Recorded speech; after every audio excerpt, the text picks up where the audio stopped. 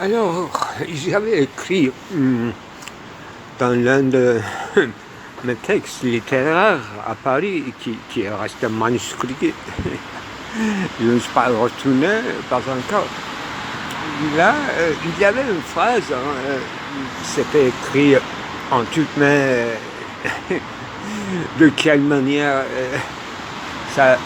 c'était difficile de comprendre par moi-même. Mais il y a seulement quelques jours que j'ai déchiffré la signification ou le jeu qu'il y a de cette morceau de phrase. Là, je me disais, d'abord en turc, zamanla ikunluyum ben. Alors, le mot, ou bien le verbe ikunluyum, ça n'existe pas simplement en langue turque, mais je crois que j'avais écrit ikun avec une orthographe, c'est-à-dire avec une phonétique transcrite en français. Donc, ça devrait renvoyer à ce concept platonicien grec de icône, tout simplement. Icône devenu icône avec une OU. Et pourquoi finalement Platon est icône pour moi, en rapport, en relation au temps, c'est clair bien sûr, comme pour tout le monde, c'est parce que pour Platon, le temps, ce n'est qu'une image, c'est-à-dire l'icône, une certaine icône de l'éternité, c'est-à-dire de ce qui existe depuis toujours, de manière intemporelle, sans commencement, sans fin, l'éternité. On utilise comme traduction, mais c'est éon, éon en grec. Et donc chacun de nous, surtout un moi, en l'occurrence moi-même, comme chacun de nous, nous sommes dans l'icône. Dans la temporalité, nous sommes dans une icône, dans une image de l'éternité, c'est ça. Tout était devenu clair, mais dans un texte qui n'a pas une traité sur le temps, j'avais écrit ce morceau de phrase comme s'il s'agissait d'une plainte. C'est vrai qu'il s'agissait d'une plainte. Moi, je donne la traduction, donc cette phrase, je suis iconisé. Je suis dans le temps de manière iconisée. Je suis iconisé en temps. Voilà, c'est pas difficile de trouver une équivalence, puisque même en langue turque, c'est pas très ni compréhensible, ni en règle. Ikonuyum, je suis iconisé. C'est déjà bizarre, à la fois comme traduction, à la fois comme original. Une plainte un peu arabesque, comme une chanson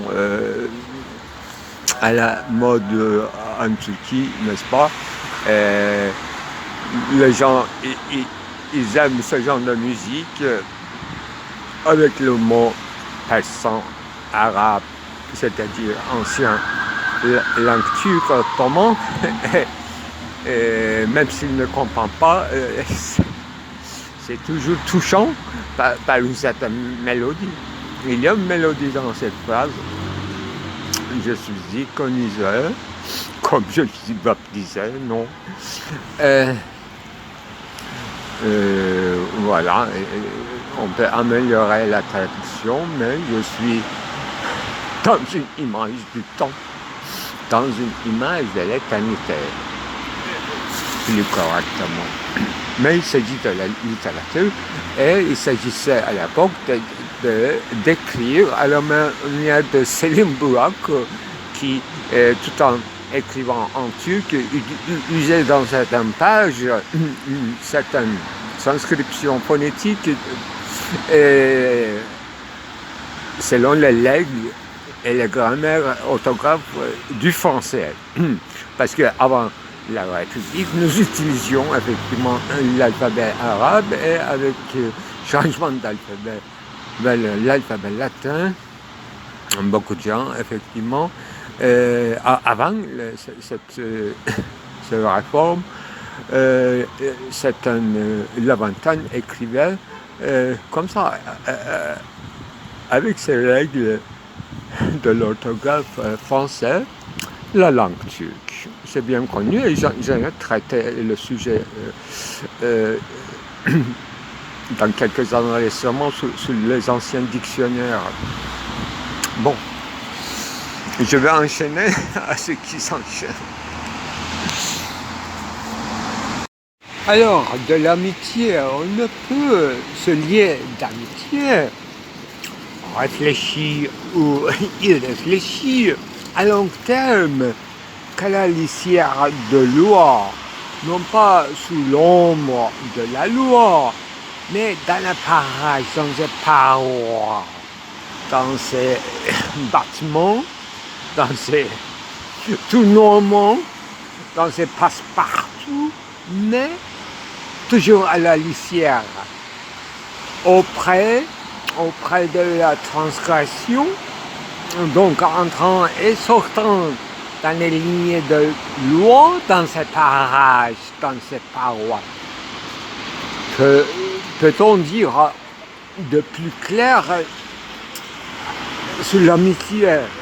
L'amitié, fidélité, l'envie, jalousie, tout.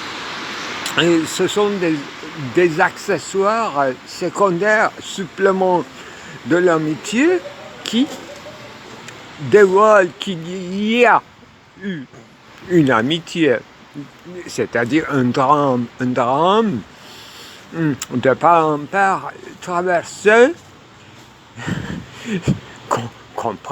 comprennent qu'un drame alors que ce n'était qu'un exercice scolaire de ce qu'on appelle la vie, un apprentissage d'un apprenti dans les lois, dans les limites, apprentissage des limites et sans limite des sans fond, parfois des très fonds, mais toujours des renvois à ailleurs, à des paysages d'ailleurs, non pas encore imaginaires, non pas nécessairement imaginaires, mais forcément à distance et imaginer et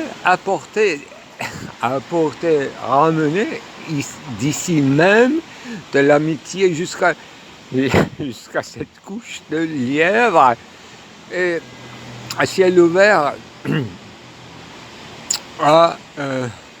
à bâton rompu sans loi vers l'ouverture des cieux qui se crèvent d'une crevasse, d'une fissure. Je me suis focalisé à l'instant même au ciel ombrageux, mais il y a une ouverture angélique, une creux propice dans le mur où l'entrée et sortie des anges, ici même, à l'instant même. Dites-nous que je vais le photographier pour vous. Alors, un ami que j'ai reçu m'a demandé, après tant de conversations à bâton rompu, et on ne sait pas vraiment qui dominait le cours de la discussion, mais à un moment donné, il m'a posé une question d'une lucidité. Est-ce qu'il t'arrive aussi d'avoir écrit des choses et puis après quelques temps, ils te paraissent tout à fait fades, insignes, inutiles, abscons. Je lui ai répondu en disant que oui, quelquefois, mais c'était des notes indéchiffrables, et les notes prises en toute hâte dans un coin de la rue. Mais c'est vrai que dans plusieurs de mes enregistrements avec les titres quand même éclatants et que j'avais enregistrés et qui me paraissent en les écoutant un peu au-dessus de leur titre. Alors, le sujet, c'est pas ça. Finalement, j'ai reçu, j'ai un ami avec qui on a eu des conversations à bâton rompu. Et je lui ai dit qu'en fait, on a même parlé de baptême de feu, puisqu'il est allé vite, j'ai dit que j'ai déchiffré des consultes en religion par une certaine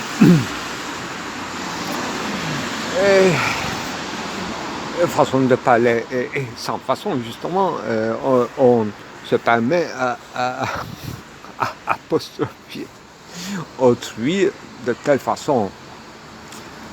Mais le sujet que j'ai entamé avec ces enregistrements qui portent les traces de ceci ou cela, bien sûr, c'est impossible de les tout dévoiler, mais il faut que je reste fidèle à ce que j'ai donné l'indication. Donc, il faut que j'inclue à cette série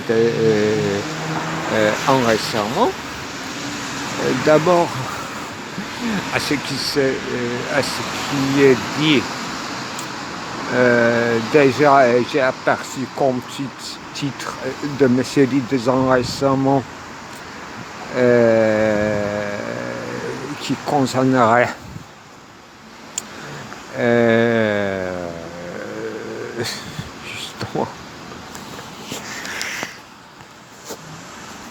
justement parler en langue selon ce qui a dit Saint Paul ne devrait pas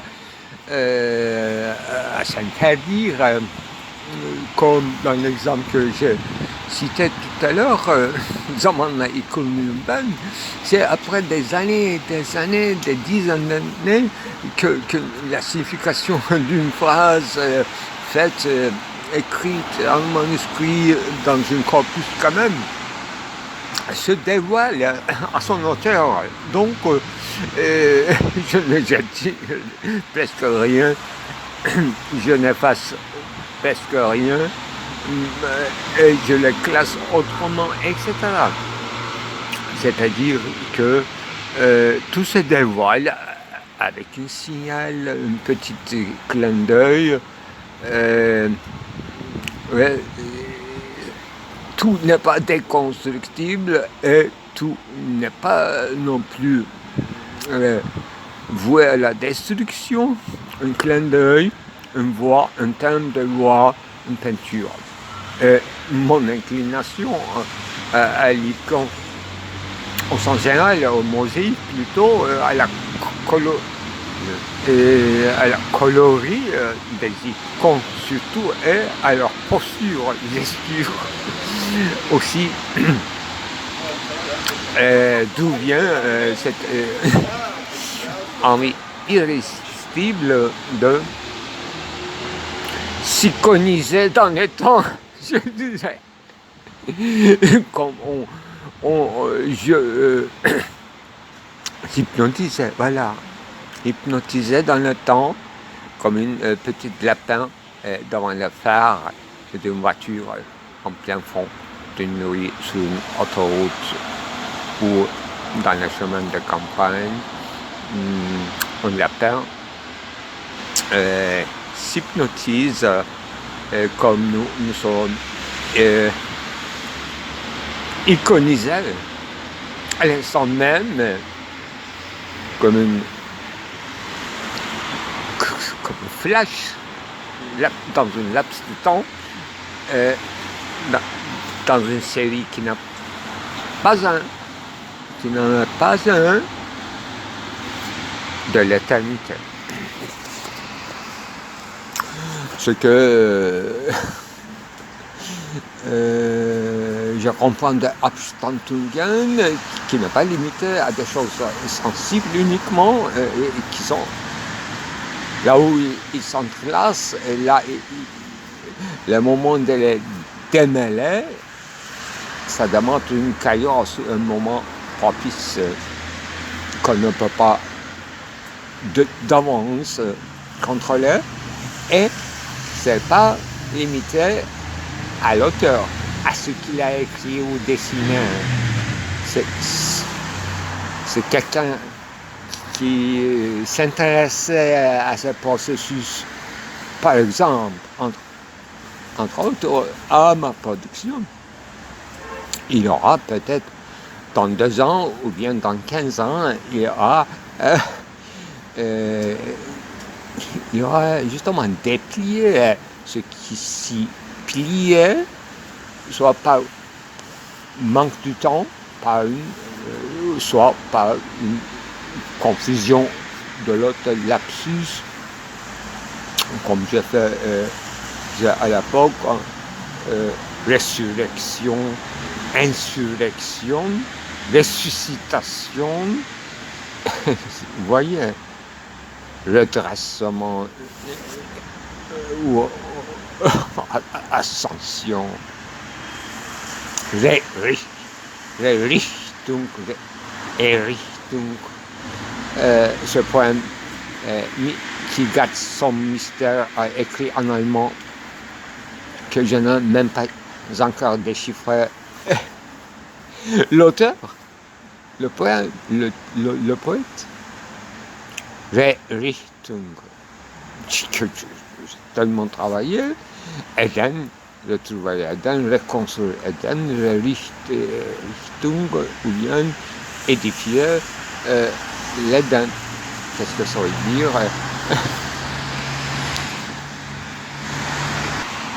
Il y a une découverte de faute à partir de son article Unheimlich, dans les très anciens mots, une réversibilité de sens. Dans l'exemple heimlich et unheimlich, c'est pas tout à fait contraire. Et exactement, la signification du mot islam qu'on reconnaît comme teslim, c'est en fait justement se rendre les armes, un peu apollonien, entre guillemets. La paix est identifiée à l'étymologie du mot islam, et teslim, c'est plus son état dévoilé en grammaire. Et en partageant cette idée, mon ami Alevitz, semi-culte, m'a sorti cette phrase qu'il a entendue de sa grande-mère qui disait à sa propre mère, Teslim Zodir, donc délivrance ou livrance, comment traduire Teslim, la paix, mais c'est se rendre les âmes, c'est-à-dire un paix conclu, tout en étant vaincu, et d'où vient mon idée, figure éphémère, de se rendre les armes, et c'est difficile. Vous voyez, la paix est difficile, disait sa grand-mère. C'est très enrichissant, et c'est inculte, m'a dit. Moi, je vous communique la moitié de la phrase, et je lui ai prié de m'écrire en kurde comme il prononce écrire et de m'envoyer cette phrase qui m'est chère.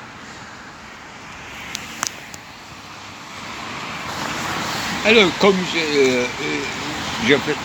j'en faisais le cas dans ces enregistrements ci-dessous, de ce concept, à mon avis, double de l'envie et jalousie, j'enchaînais à la théorie de René Girard, cette relation triangulaire, amoureuse, qui comporte toujours une envie et le désir du désir d'autrui, c'est tout à fait hegelien, et c'est une sorte de développement et une concrétisation qu'on trouve dans la théorie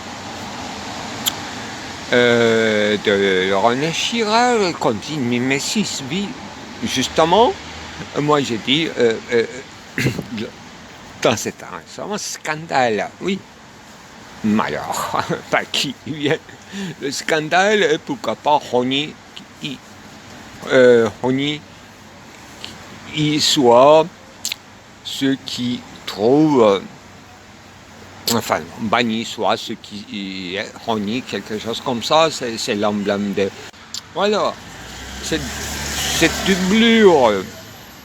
C'est pas tout à fait renversement de la même chose, mais vu de deux côtés de la même chose peut-être, envie et jalousie, désir et désir d'autrui, l'amour angulaire comme thématisation érotique, pour renforcer, pourquoi pas pour diminuer l'intensité, tout est possible dans une schématisme qui s'enchaîne ou qui se déchaîne.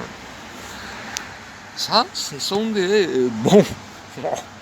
voies royales pour l'argumentation de la chose, pour accéder à la chose même sans pouvoir accéder, et tourner dans la paroi, et non pas par un tournement de la barre de l'hypothèse répressive, mais irréductible. J'en reconnais la barre. La fonction de la barre plus ou moins du phallus, selon la théorie freudienne, manque et excédent surplus s'ajoute à ce discours, bizarrement. Et le manque, le surplus, etc.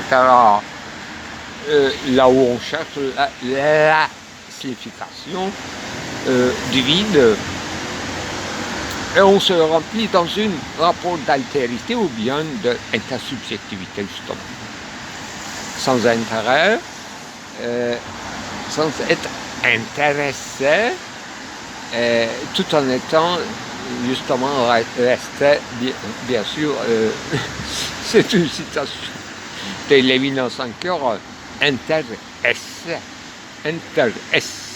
désintéressement, c'est sorti de l'être pour Lévinas, mais comment sortir et comment s'accéder. Lévinas utilise le terme être au sens d'étant, heideggerien. Et donc, enlever. Est-ce que notre cher Marion, dans ce sens-là, qu'il était fidèle à Lévinas, dans son grand livre de Dieu sans être, par exemple. Alors, quand je disais bâton rompu, en fait, y compris, moi je parlais à un moment donné de sourates d'éléphants de courant, exemplifiant cette grande campagne d'Alexandre vers l'Afghanistan. Vous voyez, avec les éléphants comme sans char de guerre, usant des moyens thématisés de la géographie de l'environnement asiatique. C'était l'extrême limite qu'il pouvait aller, et il a déchoué. Alexandre le Grand etc. Vous voyez, on parlait même des accessoires, c'est-à-dire comme utilisation des éléphants, élevage d'éléphants, soit pour docilité, soit pour les raisons de guerre, etc. C'est extraordinairement battu. Là, tout était permis, hein?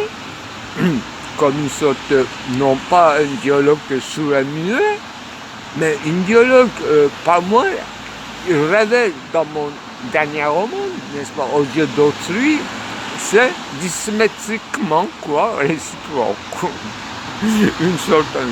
Une certaine réplique dissymétrique qui n'est pas antagoniste et qui n'a pas une discussion, une répétition qui m'avait marqué et que j'appelle pour l'instant ma définition d'amitié. Pour envoyer cette lettre à Kant qui dit que même s'il n'y a jamais sur le monde un moindre exemple de l'amitié, nous avons un concept d'amitié. Oui, nous avons un concept de Dieu aussi, sans être jusqu'à là. Et il vaut mieux qu'il ne soit pas de l'ordre de mitochondries ou des gènes ou des ondes magnétiques ou je ne sais pas, des chocs de quarks, qu'il reste l'idée toujours inadéquate, toujours incompris et toujours intelligent, comme une vide d'une chambre centrale. Là, toute Fraune aura été rêvé d'être enseveli, momifié, embaumé, et fermé, protégé, isolé, s'abstraire, se séparer, monter vers le ciel, n'est-ce pas, en une image cristalline, et qui se fractalise en chacun de nous, dans chaque stèle, dans toute écriture, reste insignifiant, insigne. Donc après coup, on espère donner une signification, c'est-à-dire un remplissement du sens d'un quoi, d'un indicateur, d'un signe, d'une pierre tombale. Là, il y aura une empathie, Empfindung, Özdeshliğim, au sens où il comprend une certaine voix-lumière, une certaine catharsis par cette délimitation en multipliant les écrans et comme une chambre d'un kiosque à cristal. Là, on rassoit, elle invitait Belkıs ou Saba, n'est-ce pas, Melike de Saba, je disais, dans l'un des enregistrements, dans l'autre, je disais Semiramis. Si il sera submergé, au-delà de compréhension, mais ça rentre dans le domaine de hypophysique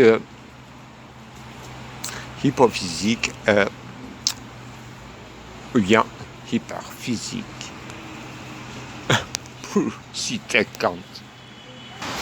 Voilà une cérémonie de mitra accélérée en signe symphonial d'un symposium, d'une rencontre en léthargie, en moribonde et en agonie, dans un fin fond d'un coin de l'année dernière, 2023, en tout cas, du mois de novembre, 10 jours d'hospitalisation. D'où vient l'amitié de l'ami et ma rencontre avec sa mère, accompagnant que assistance Et moi, j'étais dans le lit à côté, et lui à côté. Euh, il avait une grande chance de changer, de transformer notre grande, notre petite salle d'hospitalisation à un lieu d'accueil. Et il a vu ma soeur, je lui ai vu ça, la mère, et un peu amélioré notre situation, les deux, qui souffrent de la même maladie. Oh, lui, il a commencé à recevoir des amis, et là, on faisait des jeux de société extraordinaires, jeux de mots associatifs, des énigmes extraordinaires, en toute langue confondue. Si tu peux en langue. Les rideaux étaient fermés entre la malade et la malade était un peu tout étendu, embranché. Alors ravitaillement en sérum, je suppose animal, etc. C'est ça, d'où vient notre amitié du mois de novembre de 2023. Nous avons une chance d'approfondir nos relations dans tous les 3-4 mois sans s'oublier. Alors qu'il souffre d'une amnésie constitutive de son esprit, alors qu'il, je rappelle, se souvient des choses immémoriales, anciens, amis, les paroles, citations, tout, sauf les choses sans importance. Il oublie, il fallait chaque fois décrire les lieux, l'endroit, localisation, le temps, icône, figure. Et on peint ensemble.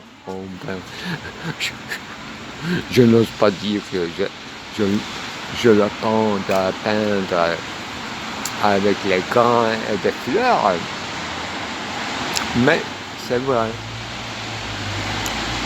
Et je dis que c'est le temps de peindre, il faut se taire. Alors tais-toi et commence à peindre à côté de moi, en face de moi. C'est ça l'écran ou bien rideau enlevé. Là nous sommes dans l'espace, tranquille, dans notre Erinnerung. Et puis les exégètes, c'est-à-dire commentaires, viendra sur nos dessins.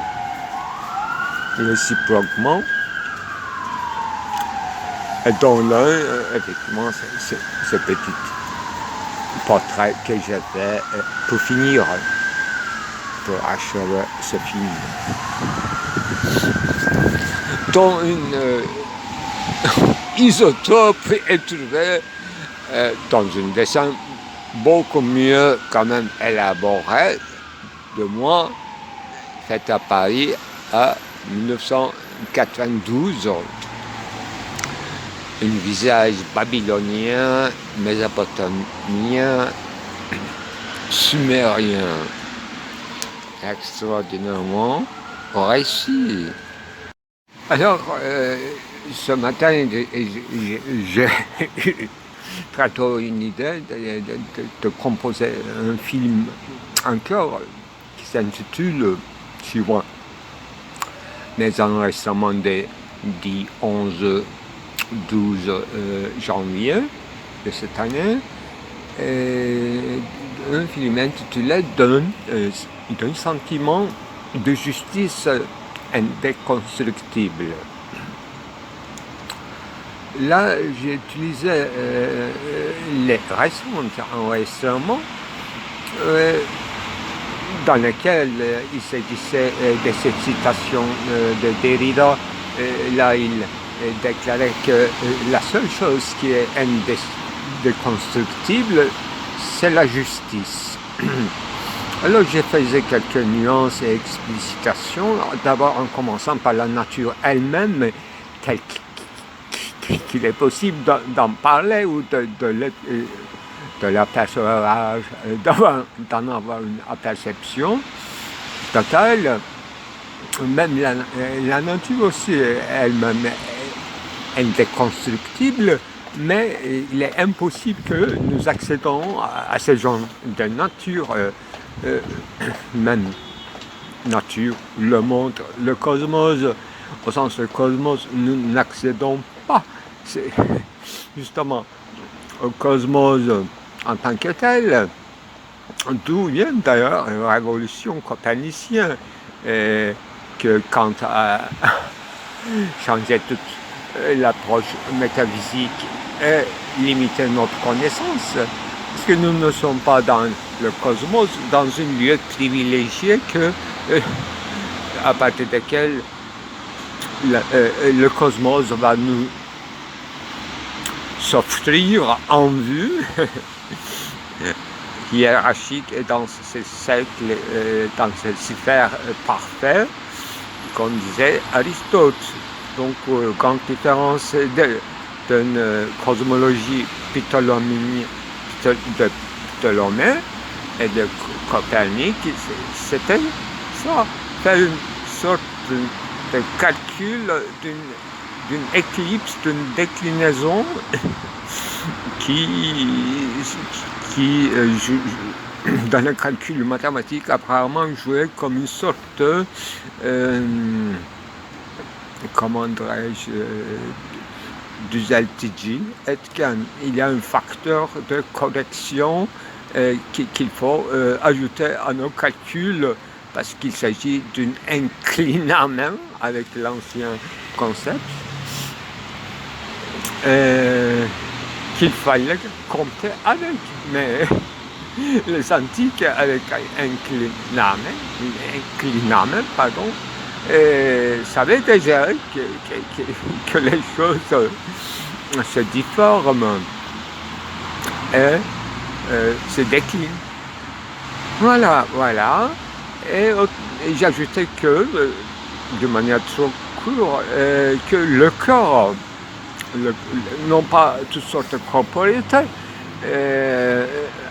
de l'ordre masse, mais le corps humain que je visais d'abord, si on avait l'accès à ce corps, au-delà de déplier le cube à la manière de Paul Klee, dont François Eliot a parlé dans l'économie libidinelle, étendre la surface de l'épiderme, c'est qu'une leçon d'anatomie. Ça ne pas accéder au corps même en mettant en parenthèse toute cette l'approche perspective, c'est-à-dire apparaître de l'apparaître, je dirais, d'où penser sur toute l'art pictural d'ailleurs. Donc le corps, j'aimerais bien dire que le corps est déconstructible, mais nous n'arrivons pas d'ailleurs à toucher ce corps. C'est pour ça qu'il nous fuit et il nous présente sous différents aspects, même dans sa nudité. Pour donner l'exemple d'une peinture de Carnac, justement intitulée Lucrèce. Je parlais de Clinamen, mais d'une autre Lucrèce.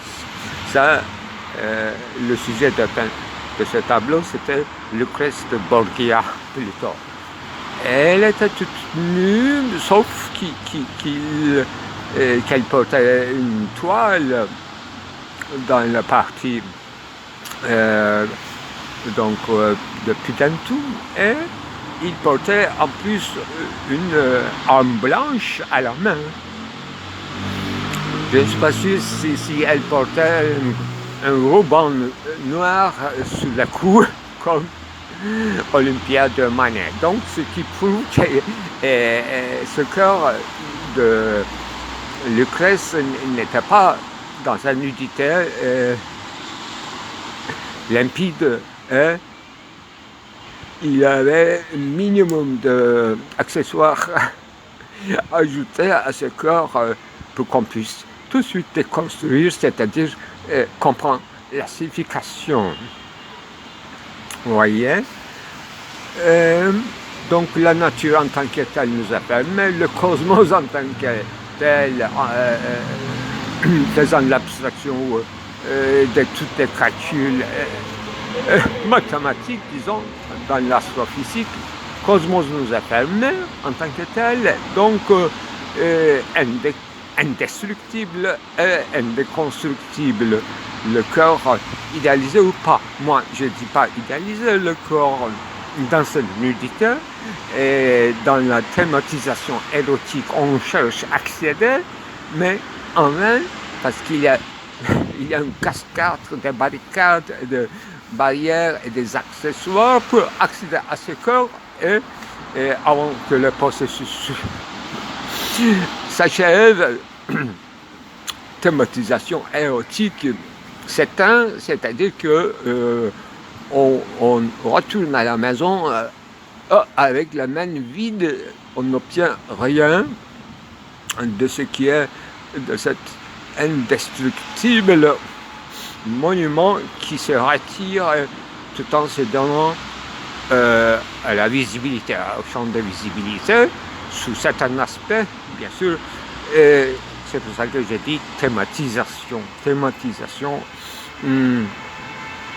mais c'est le terme conceptuel de Lévinas.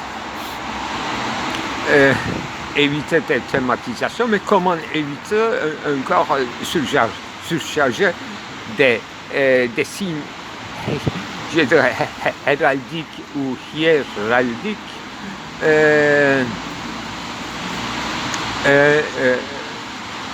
de socialité, de sacralité, de toutes sortes de spectralité ou même de spiritualité, même dans sa nudité, tremblant, ça se thématise et donc ça appelle à notre pitié, à notre souci, chagrin, et nous le couvrons, pourquoi pas de onction pour fermer le thème et ses variations qui sont très riches et qu'on peut développer. Donc après, le monde, le cosmos et le temps, c'est-à-dire l'éternité elle-même, on ne peut pas atteindre, sauf ces images, ces icônes, d'où vient ma phrase énigmatique, je suis iconisé dans le temps, comme je suis. Je ne trouve pas, en fait, il y a une homonymie dans cette phrase d'iconiser, je suis terrifié, je suis hérissé dans le temps, quelque chose comme ça, mais je n'arrive pas. Je trouve l'expression exacte qui n'est qu'une sorte de homonymie. Voilà. Eh bien, je conclue vers la fin. Et donc, le dernier enregistrement que j'avais ajouté, ça date plus, je crois, des mois de juillet, je vais vérifier, là où on parle de position et positionnement selon la philosophie d'Alain Badiou.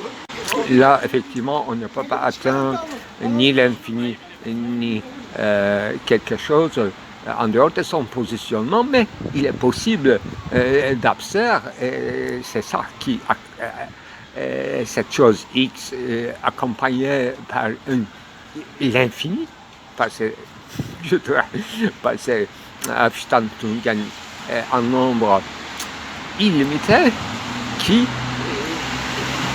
c'est pas laquelle cette X se résiste au regard à toute thématisation,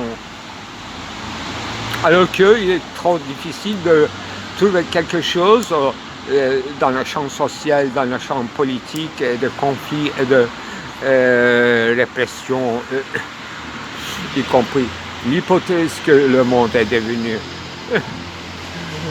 comme hypothèse répressive, selon l'époque, selon les schèmes icônes, appareillage des dispositifs d'exécution et de torture exemplaires, spectaculaires. Et malgré ça, il y a une exigence et un sentiment, et un appel de la justice qui se jaillit, que j'appelais plus ou moins correctement insurrectionnelle. Voilà, la chose insurrectionnelle dans le dernier enregistrement, on vous fait les gens écouter une musique que je suis familier, mais pas trop, parce que ça vient de fin fond de la Kurdistan, que je ne peux donner qu'un coup de foudre ou coup de cœur, sans comprendre tout à fait les paroles. Je sens pas un sentiment de justice qui est caché dans mon Gemüt, dans mon cœur. Alors, j'interprète comme une demande de justice, donc un moment, une musique, une mélodie, un cri, une incantation insurrectionnelle. C'est ça. C'est pas un simple sentiment, bien qu'il est éveillé en moi comme sentiment, mais chez eux, c'est à partir d'un sentiment devenu une mélodie, une musique, un cri, un appel, encore de la justice qui est indestructible, touchant le cœur, et indéconstructible à mon avis, malgré qu'il s'agit d'une culture précise, etc. Là, je me renvoyais bizarrement à Lévinas en disant que lui, il parle comme altérité d'autrui, mais moi, je parle d'une culture. Alors que le mot culture, ces délimitations sont facilement déconstructibles, mais je parlais, bien sûr, très vite d'une altérité d'une culture par rapport à la mienne, mais dans la communication entre ces deux cultures qui constituent une altérité l'un pour l'autre, et bien sûr il s'agit d'une répression réelle ou imaginaire et d'une réprimée réelle ou imaginaire. Donc il s'agit encore d'un sentiment, affection, et comme disait dans le conflit de contre par rapport à la Révolution française et non pas à insurrection du peuple, sous prétexte un manque de biens matériels, mais justement cette vision, ce sentiment qui est éveillé chez un intellectuel à distance depuis l'Allemagne, par exemple lui-même, Kant, qui soutient la révolution par un certain sentiment indestructible et en ayant des visées chez lui en diverses idées sur l'avenir et le progrès de l'homme étant éveillé. C'était ça, sa compréhension d'empathie, ou et sans rien y avoir d'une psychagogie. C'était un seul exemple qu'il qu'il associait sur l'exemple politique. Fondamentalement, en s'agissant d'une grande politique associée à sa théorie de sublime. D'où donc rapport de ce qui est indéconstructible comme sentiment, comme Stimmung, comme affection, et non pas du tout un état d'âme d'une caractérologie, d'une empathie, au défaut des autres concepts, une empathie encore de l'ordre idéal, ne serait-ce que chez Kant, qui éveillait quand même justement par un jeu d'éclipse, c'est-à-dire en regardant à ce qui se passe à Paris pendant la Révolution française depuis l'Allemagne, plus ou moins relativement tranquille, et par une éclipse de vue, par un changement optique, et il contemplait les idées du progrès de l'homme, tandis que tout se passait comme une bagarre, sauf quelques profondes idées qui sont préparées justement la révolution, y compris Rousseau, Voltaire, Diderot et sa compagnie. Voilà icône. Et ce qui est derrière les icônes. Bon, dans ce petit matin, j'ai besoin immédiat de corriger Heidegger, concept fondamental de métaphysique, donc solitude, angoisse.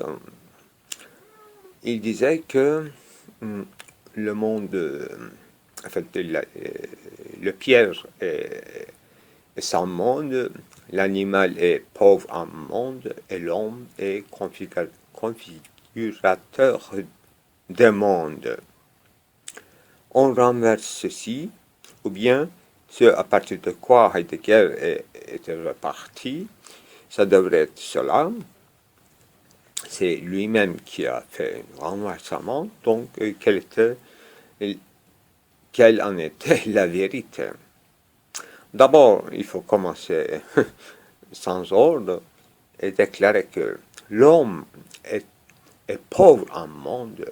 Donc, pauvreté, c'est une catégorie animale. Le monde est pauvre en homme. Et le monde, première affirmation, proposition, le monde est à part entière, en pierre, inanimé. Et qu'on croit qu'il est inanimé, le monde est une pierre, un tas de pierres incompréhensible si c'est vivant ou pas, indécidable. Donc un mystère en tant que pierre, le monde en tant que pierre, c'est un mystère irrésolu qui revient aux astrophysiciens d'en raconter l'histoire élémentaire, structurelle, en devenir. Et c'est rare, les théories qui existent là. Donc, deuxième affirmation devrait être cela. Le monde est riche en animal. Oui, en tant que seul, en tant que nous sachons, en tant que seule planète sur laquelle une vie a eu cette possibilité de s'émerger, émerger. Diversité animale et végétale, nous étons. Je ne sais pas si ça étend les autres êtres purement intelligibles et qu'est-ce qu'ils en pensent. C'est un laboratoire peut-être trop expérimenté, trop travaillé, ou bien trop laissé en friche, en non-agriculture, donc en nature. La nature, elle est en état de nature, donc la nature est devenue trop naturante. Et c'est pour ça qu'il y a un trop. Il y avait un trop dans le monde ou dans la nature dans le monde. Donc le monde est trop riche en végétal et en animal, bien que inégalement distribué, bien sûr, parce qu'il est de forme végétale, animale, ou entre les deux, il est de forme de vie très compliquée, qu'on ne peut pas décider s'ils sont pauvres ou riches. C'est notre dimension ou de point de vue ne peut pas en décider, n'est pas en mesure d'en décider. Rareté ou intensification de la vie n'a pas le même sens que la signification herméneutique. Disons, dans la nature, ça peut servir à une autre chose. Comme d'ailleurs dans l'astrophysique, intensité ou raréfaction n'est pas tout à fait une mesure d'énergie, n'est pas une mesure quantifiable d'énergie. Rareté, c'est-à-dire peut-être presque vide dans le cosmos, devrait avoir beaucoup plus d'énergie qu'une intensification d'énergie en explosion solaire, par exemple. Ça peut être une énergie presque négligeable. Voilà. Ça dépend d'où on regarde et on juge. Ce sont des frames, n'est-ce pas, des fenêtres ou bien des portions que nous découpons pour placer dans une scala de jugement mesurable ou décidable. Voilà. L'essence de jugement, c'est sa finitude, ses prémices et ses conséquences. Donc, c'est un jeu très limité qui fonctionne dans ses limites. Voilà. Ce que nous avons appris de Kant aussi, avec Leibniz, avec ce concept de portion. Ce qui est visible, ce qui est expérimentable, perceptible par nous, et ce que nous en jugeons par son côté imperceptible. C'est ça la portion, concept de portion chez Leibniz. Alors, l'homme, troisième catégorie, et devient l'attribut du monde. Donc, c'est le monde dans mon énumération. C'est le monde qui est sujet des propositions, et non pas le piège, l'animal et l'homme, qu'il est difficile de distinguer et de classifier. Donc, Heidegger explique la chose à expliquer. Il laisse d'une manière inexpliquée, ou bien il l'explique par médiation. Donc, il présuppose qu'il y a l'homme, il y a animal et il y a piège. C'est ça. Moi, je suppose uniquement un seul substance, sujet, c'est le monde. Et je le déclare dans la première proposition à part entière, piège. Ou bien, c'est indécidable si c'est animé ou inanimé. C'est un mystère astrophysique, ou cosmologique, ou théologique, ou spirituel, au sens de intelligibilus, du psyché, Geist, etc. Voilà. Je n'en décide pas. Je laisse ouvert. Je pose la substance dans trois propositions.